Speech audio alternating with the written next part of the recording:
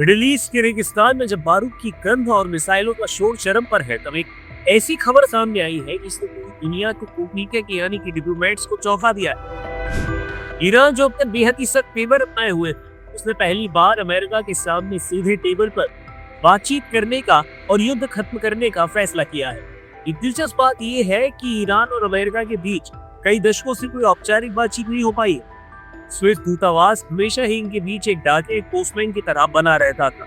लेकिन 31 मार्च 2026 की तारीख ऐतिहासिक रही, क्योंकि पहली बार अमेरिकी वार्ताकार स्टीव विटकॉफ का मैसेज सीधे ईरान तक पहुंचा।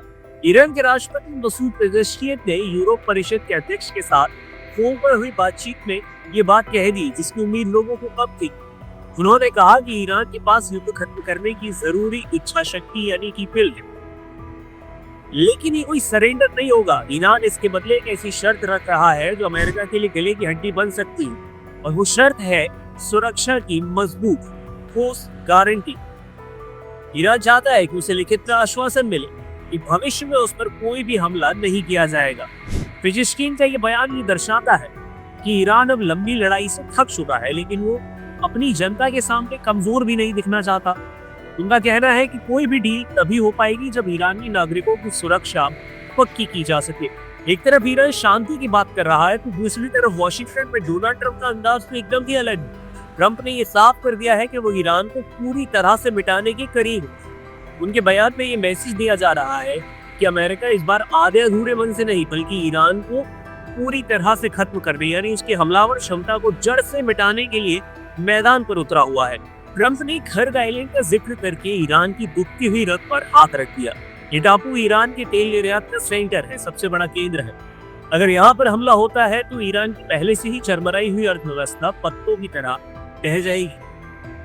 अमेरिका ने पहले हजारों सैनिक और मरीन यूनिट्स को मिडिल ईस्ट में तैनात कर दिया है, जिससे ये तो साफ है कि वो बातचीत के साथ साथ अपनी बंदूकें तान कर भी खड़ा हुआ है। इतनी सब उठापटक के बीच जमीनी हकीकत क्या है? क्या वाकई में जंग रुकने की संभावना है? भले ही नेताओं के बीच कॉल्स और मैसेज का सिलसिला शुरू हो चुका है, लेकिन बॉर्डर पर हालात अभी भी डू और डाई वाले ही हैं। अमेरिकी रक्षा सचिव पीट हेग्सेट ने आने वाले दिनों को डिसाइसिव यानी निर्णायक बताया। इसका मतलब है या तो अगले कुछ हफ्तों में बड़ी डील हो जाएगी, या फिर एक ऐसा हमला होगा जो उस पूरे क्षेत्र का नक्शा ही बदल कर रख देगा। ईरान ने हाल ही में कुछ दिन पहले ट्रंप के 15 सूत्रीय प्रस्ताव को कचरे के डब्बे में डाल दिया। भले ईरान को भारी नुकसान हुआ उसकी वजह से, लेकिन उनकी मिसाइल और ड्रोन दागने की ताकत अभी भी खत्म नहीं हुई है, और इसी ताकत के दम पर तेहरान अमेरिका से बेहतर डील की उम्मीद कर रहा है। इस सब के बीच में चल रही है बैकडोर डिप्लोमेसी, और भविष्य के रास्तों को तलाशने की कोशिश की जा रही है। ईरान के विदेश मंत्री अब्बास अरागची का खुलासा कि उन्हें अमेरिकी वार्ताकार से डायरेक्ट मैसेज मिला, खेल को पूरी तरह से बदलने का संकेत है।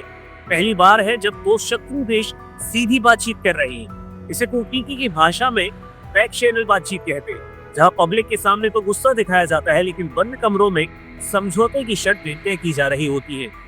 मिडिल ईस्ट का ये ड्रामा अब अपने क्लाइमैक्स पर है।